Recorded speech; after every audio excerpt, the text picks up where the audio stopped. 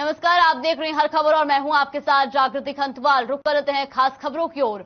हरियाणा के यमुनानगर में स्थित हथिनी कुंड बैराज से करीब 1,87,000 क्यूसेक पानी छोड़ा गया है, जिसकी वजह से यमुना नदी से लगते हरियाणा और उत्तर प्रदेश के विभिन्न जिलों में बाढ़ का खतरा पैदा हो गया है, जिसको लेकर हरियाणा सिंचाई विभाग के अधिकारियों ने उत्तर प्रदेश व दिल्ली को इसके लिए अलर्ट भेज दिया है। आपको बता दें कि पहाड़ी इलाकों में भारी वर्षा हो रही है, जिसके चलते यमुना नदी उफान पर है। सिंचाई विभाग के अधिकारियों ने लोगों से अपील की है कि यमुना के आसपास के इलाकों में न जाएं। इलाके में बाढ़ की संभावनाओं को देखते हुए प्रशासनिक अधिकारियों की ड्यूटी लगाई गई है। तो खबर यमुनानगर से आपको बता दें, जहां पर यमुना नदी उफान पर है और जिसके बाद बाढ़ का खतरा जो है वो लगातार मंडराता नजर आ रहा है। ऐसे में लोगों को भी अलर्ट दिया गया है, खासतौर पर यमुना के तटों पर रहने वाले लोगों को जो है वो अलर्ट दिया गया है। ये तस्वीरें आप देख सकते हैं, जहां पर यमुना नदी जो है वो उफान पर है। पहाड़ों में लगातार बारिश हो रही है और जिसके बाद नदियों नहरों का पानी और जलस्तर लगातार बढ़ता जा रहा है। ऐसे में आपको बता दें कि यमुनानगर से ये खबर आपको बता रहे हैं, जहां पर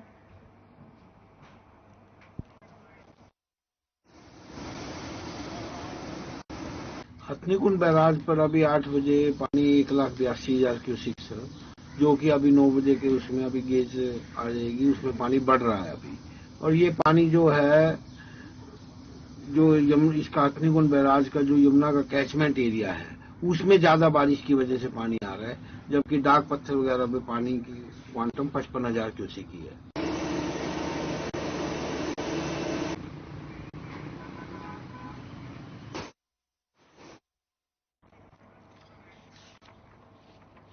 तो इसी खबर पर ज्यादा जानकारी के लिए हमारे सहयोगी सुरेंद्र मेहता हमारे साथ जुड़ गए हैं। सुरेंद्र, सबसे पहले आपसे जानना चाहेंगे कि जो है हथिनी कुंड बैराज का पानी छोड़ा गया और ऐसे में अब आसपास के जो इलाके हैं वहां पर बाढ़ का खतरा बढ़ता नजर आ रहा है। क्या कुछ पूरी जानकारी मिल रही है? बिल्कुल बिल्कुल सही बात है। जैसे ही हथिनी कुंड बैराज से पानी छोड़ा गया, उसके बाद जो निचले इलाके हैं, मैदानी इलाके हैं, वहाँ काफी खतरा मंडराने लगा है। जो यमुना के साथ लगते हरियाणा के कई जिले हैं, उसके बाद उत्तर प्रदेश के कई जिले हैं, वो प्रभावित हो सकते हैं। पानी उसके बाद मार करता हुआ दिल्ली तक भी पहुंचेगा। दिल्ली के कुछ इलाकों को प्रभावित कर सकता है। अगर बारिश और ज्यादा होती है तो आने वाले समय में दिक्कतें और ज्यादा बढ़ सकती हैं। इसी को लेकर प्रशासन ने अलर्ट घोषित किया है। जो निचले इलाके हैं, यमुना के साथ लगते इलाके हैं, वहाँ मुनादी करा दी गई है कि वहाँ यमुना के आसपास कोई ना जाए। पानी आबादी में भी आ सकता है, खेतों में भी आ सकता है, दिक्कतें बढ़ सकती हैं। इसी को लेकर पुलिस जो प्रशासनिक अधिकारी हैं, उन्होंने अलग अलग इलाकों में ड्यूटियां लगा रखी हैं। जैसे ही पानी आबादी में या खेतों में आएगा, उसकी सूचना मुख्यालय को भेजनी है और उसके बाद बाकी इंतजाम किए जाने हैं। जी बिल्कुल सुरेंद्र, और ये भी जानना चाहेंगे कि किन इलाकों को खास तौर पर जो है वो अलर्ट रहने को कहा गया है, किन क्षेत्रों को खास तौर पर अलर्ट किया गया है? बात अगर हरियाणा की करें तो हरियाणा में सबसे ज्यादा प्रभावित होता है यमुनानगर जिला, उसके बाद करनाल है, पानीपत है, सोनीपत है, फरीदाबाद है, ये सारे जिले प्रभावित होते हैं। इसी तरह उत्तर प्रदेश के जो यमुना के साथ लगते हैं कई इलाके हैं, वो प्रभावित होते हैं। उसके बाद पानी जो है 46 से 50 घंटे के बीच में दिल्ली पहुंचता है। दिल्ली का जो निचला इलाका है वो प्रभावित होता है और उन सभी जगह ये सूचनाएं भिजवा दी गई हैं ताकि इस समय रहते वो अपना इंतजाम कर सकें, इलाकों को खाली करवा सकें। जी बिल्कुल, और ऐसे में सुरेंद्र ये भी जानना चाहेंगे कि किसानों को किस तरह का अलर्ट दिया गया, क्योंकि खास तौर पर इसमें सबसे ज्यादा अगर प्रभावित होता है तो किसानों की फसलों को भी नुकसान पहुंचा सकता है। बिल्कुल, इसमें कोई दो राय नहीं कि सबसे ज्यादा इफेक्टेड जो है वो किसान लॉबी होती है और उसी को लेके सबसे ज्यादा वो परेशान रहते हैं इन दिनों। और जो यमुना के साथ लगते इलाके हैं, वहाँ काफी तबाही होती है। जो किसानों की भूमि है वो यमुना में चली जाती है, उनकी जो फसल है वो बह जाती है, वो नुकसान होता है। और जो किसान हैं उनको जरूर हिदायत दी गई है कि वो उन इलाकों को खाली कर दें। लेकिन ये फसलें हैं वो प्रकृति पर निर्भर करती हैं। अगर पानी आएगा नुकसान करेगा तो उसमें कोई कुछ नहीं कर सकता। लेकिन अधिकारियों ने किसानों को जरूर कहा है कि वो समय रहते उन इलाकों को छोड़ दें जहां पानी आने की उम्मीद है। जी बिल्कुल सुरेंद्र, और साथ ही साथ जिस तरह से बताया जा रहा है कि अभी तकरीबन 1,87,000 क्यूसेक पानी जो है वो छोड़ा गया है, ऐसे में अभी क्या कुछ स्थिति वहां पर देखने को मिल रही है? बिल्कुल, यमुना के जो साथ लगते निचले लगते इलाके हैं, वहाँ बिल्कुल अधिकारी तैनात कर दिए गए हैं। पल पल की खबर जो है वो वरिष्ठ अधिकारियों को दे रहे हैं। पानी क्योंकि नीचे पहुंचने में कुछ घंटे लग जाते हैं, पानी जैसे नीचे आएगा, फसलों में आएगा, खेतों में आएगा, उसको लेकर जो चीजें इन्होंने अपनानी है वो अपनाई जा रही हैं और जो इलाकों को खाली करवाया जाना है वो भी खाली करवाना शुरू कर दिया गया है। जी बिल्कुल सुरेंद्र, बहुत बहुत धन्यवाद आपका हमारे साथ जुड़ने के लिए और तमाम जानकारी हम तक पहुंचाने के लिए।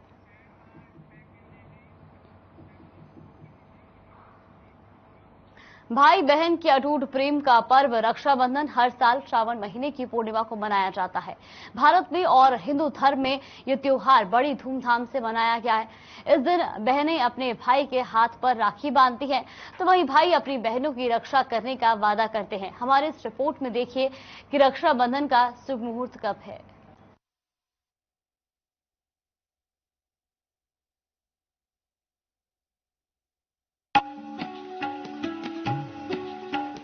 भारतीय धर्म संस्कृति के अनुसार रक्षाबंधन का त्योहार श्रावण माह की पूर्णिमा को मनाया जाता है। ये त्योहार भाई बहन को स्नेह की डोर में बांधता है। रक्षाबंधन का शाब्दिक अर्थ रक्षा करने वाला बंधन मतलब धागा है। इस पर्व में बहनें अपने भाई के कलाई पर रक्षा सूत्र बांधती है और बदले में भाई जीवन भर उनकी रक्षा करने का वचन देते हैं। रक्षाबंधन को राखी या सावन के महीने में पड़ने के वजह से श्रावणी व सलोनी भी कहा जाता है। रक्षाबंधन में राखी या रक्षा सूत्र का सबसे अधिक महत्व है।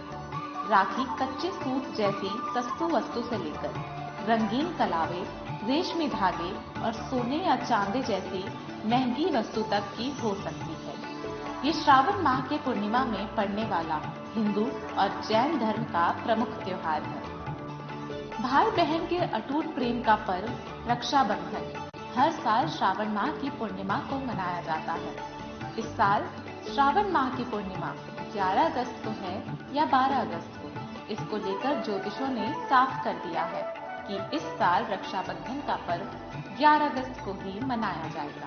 दरअसल रक्षाबंधन का शुभ मुहूर्त श्रावण माह के शुक्ल पक्ष की पूर्णिमा तिथि को मनाने की परंपरा है और अंग्रेजी कैलेंडर के अनुसार इस साल ये तिथि 11 अगस्त को पड़ रही है। आइए जानते हैं कब है राखी बांधने का शुभ मुहूर्त। धार्मिक मान्यताओं के अनुसार राखी बांधते समय भाई का चेहरा पूर्व दिशा में और बहन का पश्चिम दिशा में होना जरूरी है।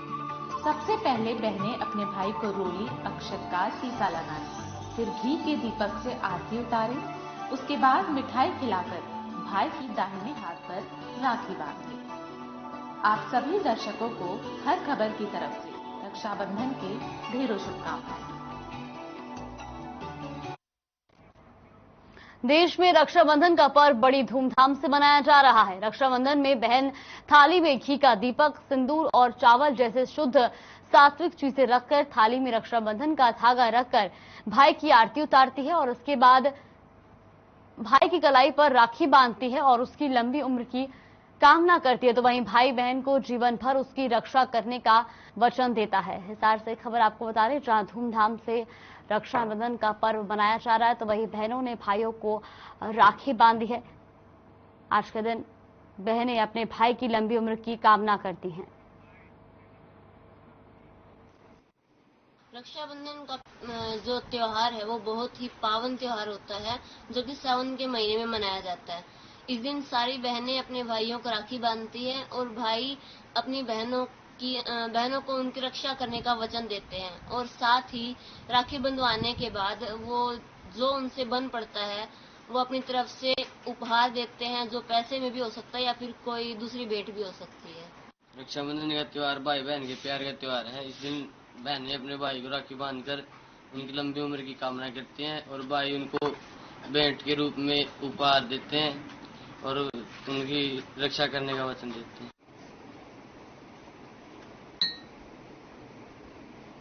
इसी खबर पर ज्यादा जानकारी के लिए हमारे सहयोगी अनूप कुंडू हमारे साथ जुड़ गए हैं हिसार से। अनूप, सबसे पहले आपसे जानना चाहेंगे, आज रक्षाबंधन का त्योहार है, किस तरह की तस्वीरें वहां पर देखने को मिल रही हैं?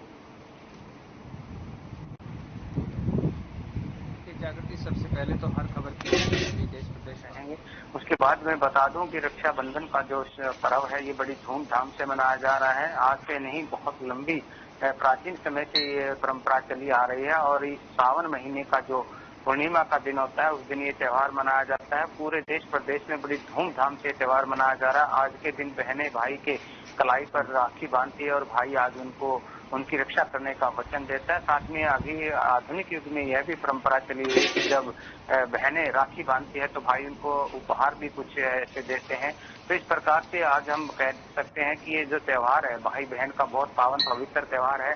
इसी को लेकर के सरकार ने एक आज के दिन बसें भी जो है फ्री कर दी गई है और उन बसों को लेकर के पूरा 24 घंटे का जो समय होता है उसमें कोई किराया नहीं लिया जाता। ये परंपरा भी अब हरियाणा में लागू कर दी गई है। एक हम इसको योजना भी कह सकते हैं कि योजना हरियाणा में लागू की गई है।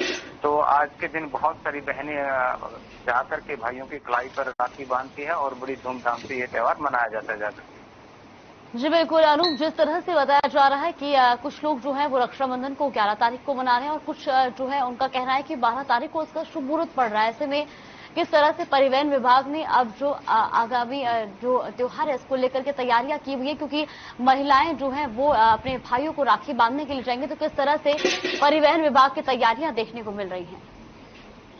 देखिए जागृति, पहले संशय था 11 और 12 तारीख को लेकर के कि 11 तारीख को ये पर्व मनाया जाएगा या 12 को, लेकिन बाद में जो इसके जानकार हैं उनके द्वारा ये भी बता दिया गया था कि 11 तारीख को इस बार रक्षाबंधन का पर्व मनाया जाएगा। तो 11 तारीख को बिल्कुल आज पूरा दिन ये और लेकर के कल 12 बजे तक जो बसें हैं उसमें महिलाओं के लिए बिल्कुल फ्री यात्रा रहेगी। यहाँ पर एक जरूर बात देखने को आ रही है कि जैसे ही सरकार ने आदेश जारी किए थे उसके बाद जो निजी बसें हैं वो जरूर सड़कों से गायब हो गई है और ऐसे में ये भी कहा जा सकता है कि सरकार के आदेशों की अवहेलना इसको कहा जा सकता है, क्योंकि जिस प्रकार से प्राइवेट बसें हर रोज अपने रूट पर चलती है और आज जब सरकार ने ये कहा था कि महिलाओं से किराया नहीं लिया जाएगा, तो ऐसे में बसों का गायब हो जाना कहीं न कहीं सरकार के आदेशों की अवमानना माना जाता है। तो इस पे सरकार को संज्ञान भी लेना चाहिए और ऐसे जो निजी बस चालक है जिन्होंने आज के दिन बसों को रूट से हटा दिया है तो उनके खिलाफ कार्रवाई भी करनी चाहिए, क्योंकि एक पावन पवित्र त्योहार है और ऐसे में सरकार अगर कोई आदेश जारी करती है तो उसकी मान्यता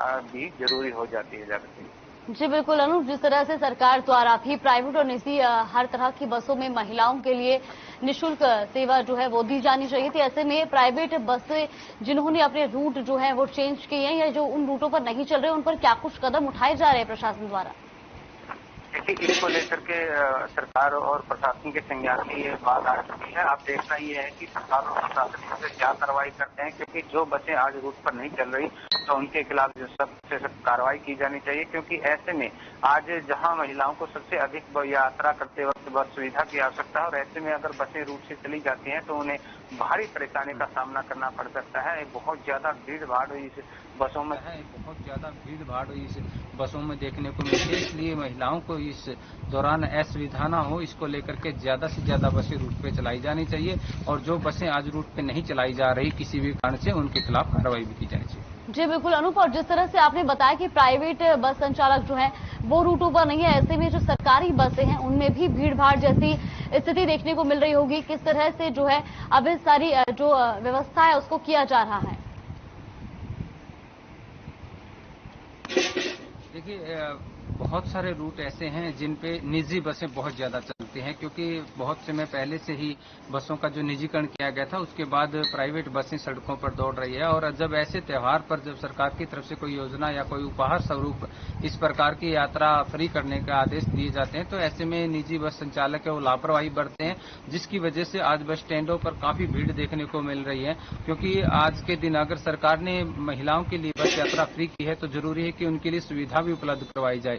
लंबे लंबे रूट होते हैं, महिलाओं को साथ में छोटे बच्चे साथ में होते हैं, बुजुर्ग महिलाएं भी इसमें होती हैं, तो ऐसे में उनको असुविधा ना हो इस चीज का विशेष ध्यान रखा जाना चाहिए। जी बिल्कुल अनूप, बहुत बहुत धन्यवाद आपका हमारे साथ जुड़ने के लिए और तमाम जानकारी हम तक पहुंचाने के लिए। तो वही रक्षाबंधन के मौके पर सीएम मनोहर लाल ने देश और प्रदेशवासियों को शुभकामनाएं दी हैं। सीएम ने अपने ट्वीट में लिखा है कि भाई बहन के अटूट प्रेम के प्रतीक पावन पर्व रक्षाबंधन की आप सभी को हार्दिक शुभकामनाएं। आप सभी के जीवन में आपसी स्नेह और विश्वास की डोर सदैव मजबूत रहे, ईश्वर से यही प्रार्थना है। तो सीएम मनोहर लाल ने भी देश और प्रदेशवासियों को रक्षाबंधन की शुभकामनाएं दी हैं। वहीं सीएम मनोहर लाल ने ट्वीट कर इस पर्व की शुभकामनाएं दी हैं।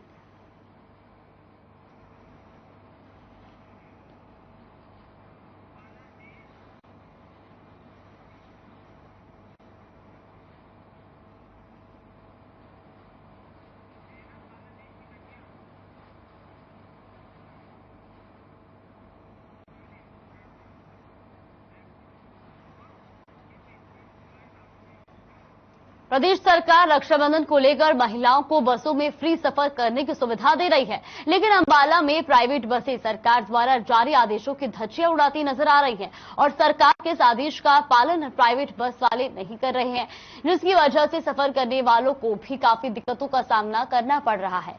तो तस्वीरें भी आप देख सकते हैं जहां पर यात्रियों की भीड़ जो है वो लगी हुई है और प्राइवेट बसों ने रूट अपने चेंज कर दी है। प्राइवेट बस वाले सुविधा नहीं दे रहे और ऐसे में लोगों को भी भारी दिक्कतों का सामना करना पड़ रहा है, क्योंकि एक और जहां प्रदेश सरकार के आदेश दिए गए हैं कि रक्षाबंधन के त्योहार पर महिलाओं को निःशुल्क सेवा दी जाएगी और ऐसे में जो प्राइवेट बस है वो ये सुविधा नहीं दे रही है, तो वहीं बसों की संख्या कम होने से यात्रियों को भी कई दिक्कतों का सामना करना पड़ रहा है। अंबाला की तस्वीरें आप देख सकते हैं जहां पर भारी संख्या में यात्री जो है वो बसों का इंतजार करते हुए नजर आ रहे हैं।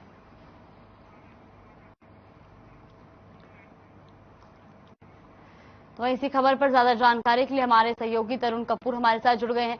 तरुण, सबसे पहले आपसे ये जानना चाहेंगे कि जिस तरह से प्रदेश सरकार द्वारा आदेश दे दिए गए हैं कि महिलाओं को निःशुल्क सेवा दी जाएगी बसों में, लेकिन उसके बावजूद जो प्राइवेट बस संचालक हैं वो ये सुविधा नहीं दे रहे हैं, क्या कुछ जानकारी मिल रही है? मैं बताना चाहूंगा, जैसे कि सरकार ने आए साल घोषणा करती है कि लकड़ी के दिन महिलाओं को अपने भाइयों को राखी बांधने के लिए फ्री सरकारी बस सेवा मुफ्त दी जाएगी। उसको देखते हुए आप देखते हैं कि बहुत रश हो रहा है, बसों के अंदर काफी भीड़ भाड़ का माहौल बना हुआ है और प्राइवेट बस वाले जहां यात्री से मान लो 10 रुपये किराया लेते तो 20-20 रुपये वसूल कर रहे हैं। इसकी शिकायत जब अधिकारियों की गई तो वो तुरंत हरकत में आए हैं और हरियाणा रोडवेज की नई बसें भी उन्होंने इस सेवा के लिए लगा दी गई हैं और आश्वासन दिया है कि प्राइवेट बसों वालों के ऊपर भी शिकंजा कसा जाएगा। जी बिल्कुल। और तरुण, ये भी जानना चाहेंगे जिस तरह से जो है अब प्राइवेट बस संचालक जो है वो सुविधा नहीं दे रहे और ऐसे में अब यात्रियों की भीड़ वहां पर देखने को मिल रही है, किस तरह से जो है परिवहन विभाग इसकी व्यवस्था करता नजर आ रहा है कि यात्रियों को दिक्कतों का सामना न करना पड़े?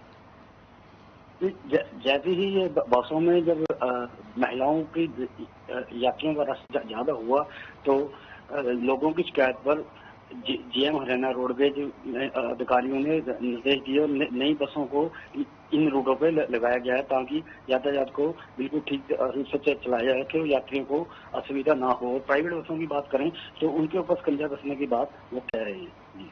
जी बिल्कुल तरुण, और साथ ही साथ ये भी आपसे जानना चाहेंगे कि जिस तरह से महिलाओं को निःशुल्क सेवा दी गई है बसों में, क्या इसकी समय अवधि है? कितने बजे तक जो है महिलाओं को बसों में निःशुल्क सेवा दी गई है? देखिए, हरियाणा रोडवेज की जितनी भी बसें हैं वो आज के दिन फ्री रहेंगी, उसके लिए समय भी निर्धारित किया गया था। इसको देखते हुए भारी संख्या में एकदम रश बढ़ने से जहाँ बसों की गिनती कम थी तो अब बसें को ज्यादा लगा रहे हैं हर रूट के ऊपर जहाँ जहाँ जरूरत महसूस कर रहे हैं। जी बिल्कुल। और साथ ही साथ ये भी जानना चाहेंगे कि जो यात्री वहां पर मौजूद है उनका इस पर क्या कुछ कहना है, क्योंकि सरकार ने तो उनके सहूलियत के लिए जो है आदेश दिए थे, लेकिन बावजूद इसके जो बस चालक हैं वो इसको फॉलो करते नजर नहीं आ रहे हैं। देखिए, यात्रियों महिला यात्रियों का इस बारे में कहना है कि जब आए साल सरकार हमें फ्री में बस सेवा देती है तो पहले ही ये इंतजाम क्यों नहीं किए जाते, जबकि जब हमने कहीं जाना है तो बस में खड़े होकर बस के लटके जाने के लिए मजबूर हो रहे हैं। ऐसी सुविधा का फायदा क्या है?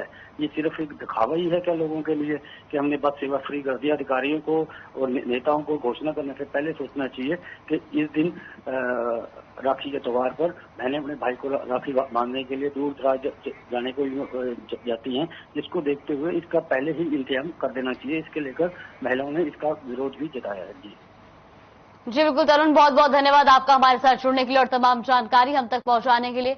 वहीं रेवाड़ी से हमारे साथ महेंद्र भारती भी जुड़ गए हैं। महेंद्र, आपसे जानना चाहेंगे किस तरह की तैयारियां जो है वो देखने को मिल रही है, क्योंकि प्रदेश सरकार ने तो आदेश दे दिए हैं लेकिन खबरें जगह जगह से ये भी सामने आ रही है कि प्राइवेट बस संचालक जो है वो प्रदेश सरकार के आदेशों का पालन करते नजर नहीं आ रहे।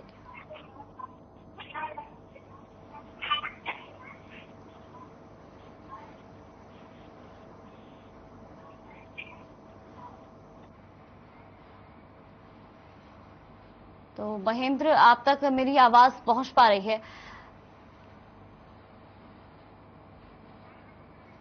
महेंद्र, आपसे जानना चाहेंगे रेवाड़ी में किस तरह की स्थिति देखने को मिली, जिस तरह से प्रदेश के कई इलाकों से खबरें सामने आ रही हैं कि जो प्राइवेट बस संचालक हैं वो प्रदेश सरकार के आदेशों का पालन करते नजर नहीं आ रहे हैं। क्या इस तरह की खबरें रेवाड़ी से भी सामने आ रही हैं?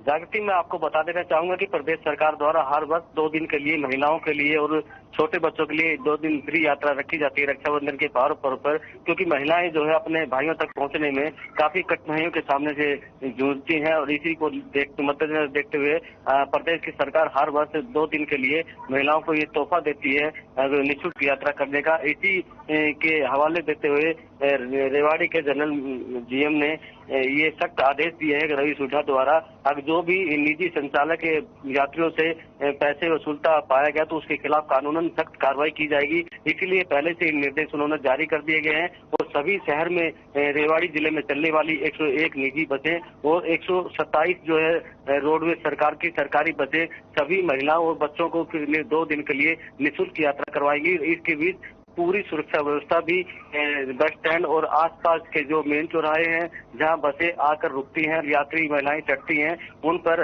पुलिस की व्यवस्था भी की गई है। कानून व्यवस्था की बात की जाए तो इन दिनों 2 दिन में जो ट्रैफिक व्यवस्था गड़बड़ा जाती है, क्योंकि सड़कों पर वाहन पहले से ज्यादा निकलते हैं, उसके लिए भी ट्रैफिक पुलिस भी पूरी तरह से मुस्तैद नजर आ रही है और आने जाने वाले वाहनों को अपने गंतव्य की ओर जाने के लिए रास्ता दिखा रही है। उसके जो भी रास्ते में बीच में रुकावट आती है तो उसे तुरंत प्रभाव से हटा दिया जाता है और महिलाओं को अपने भाइयों तक पहुंचने के लिए सरकार और जिला प्रशासन पूरी तरह से मुस्तैदी दिखा रहा है।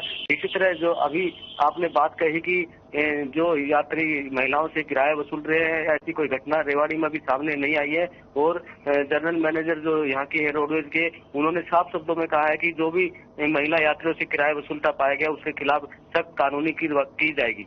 जी बिल्कुल महेंद्र, बहुत बहुत धन्यवाद आपका हमारे साथ जुड़ने के लिए और तमाम जानकारी हम तक पहुंचाने के लिए।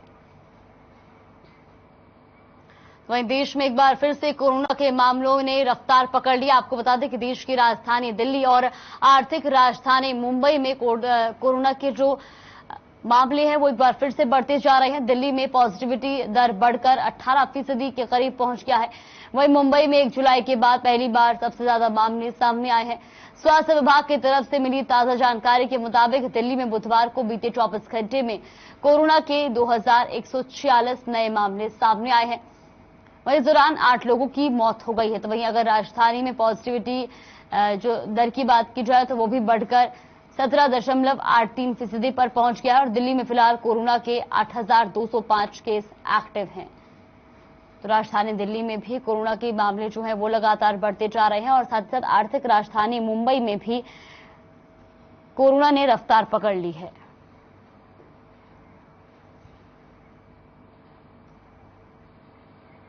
खास खबरों में फिलहाल के लिए बस इतना ही। आप देखते रहिए हर खबर।